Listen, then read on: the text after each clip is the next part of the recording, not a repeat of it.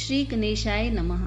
अथ कार्तिक महात्म्य 29वां अध्याय। राजा पृथु पूछने लगे कि हे नारद जी, आप वेद शास्त्र पुराणों के जानने वाले हैं, सो कृपा करके यह बतलाइए कि किस देवता की कितनी कितनी परिक्रमा होती है और उनका क्या फल होता है। यह वार्ता सुनकर नारद जी कहने लगे कि देवी का 1, सूर्य की 7, अग्नि की 7, गणेश जी की 3, शिव जी की आधी, पितरों की 3 तथा 4 परिक्रमा होती हैं। इस संबंध में ब्रह्मा जी का कहा हुआ एक इतिहास सुनो, जिसमें बृहस्पति जी तथा इंद्र का संवाद है।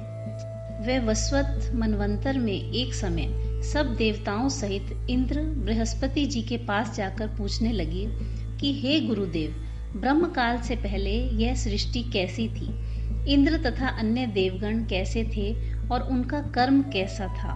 यह सुनकर बृहस्पति जी कहने लगे कि उस समय की बात तो हम नहीं बता सकते, क्योंकि उस समय कुछ 6 मनवंतर बीत चुके हैं, परंतु आपके ही नगर में एक सुधर्मा नाम वाला वह सब कुछ बता सकता है, अतएव उसके पास चलिए।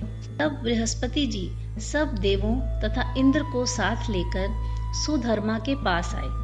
सुधर्मा ने गुरु जी सहित इंद्र आदि देवों को पूजन तथा आदर सत्कार किया।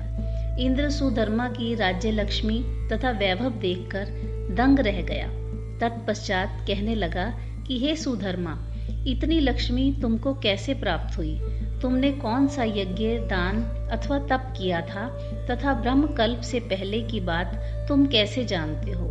यह सब हमको कहो। सुधर्मा कहने लगे, हे इंद्र, जब चारों युगों की 1000 चौकड़ी बीत जाती है तथा ब्रह्मा का एक दिन होता है, उस दिन में 14 मनु और इंद्र होते हैं। जब हम विष्णु लोक में थे तब वहां पर रहते हमारे सामने इतने ब्रह्मा हो चुके हैं कि उनकी हम गणना ही नहीं कर सकते। उसके पश्चात जब हम यहाँ स्वर्ग में आए, सो हमने जो भी अच्छा कर्म किया और जिसके कारण हमने इतनी लंबी आयु पाई है, उसको सुनो। पहले जन्म में हम मांस खाने वाले गिद्ध थे। एक समय कार्तिक शुक्ला नवमी को श्री विष्णु के मंदिर पर बैठे हुए थे, तभी एक शिकारी ने हमको वाण मारा, जिसने हमको घायल कर दिया और हम मंदिर में आ गिरे। उसी समय मांस के लोभी एक कुत्ते ने आकर मुझको पकड़ लिया। उस कुत्ते को देखकर और कुत्ते भी वहां आ गए। वह कुत्ता उनके डर के मारे मंदिर के चारों ओर चक्कर लगाने लगा।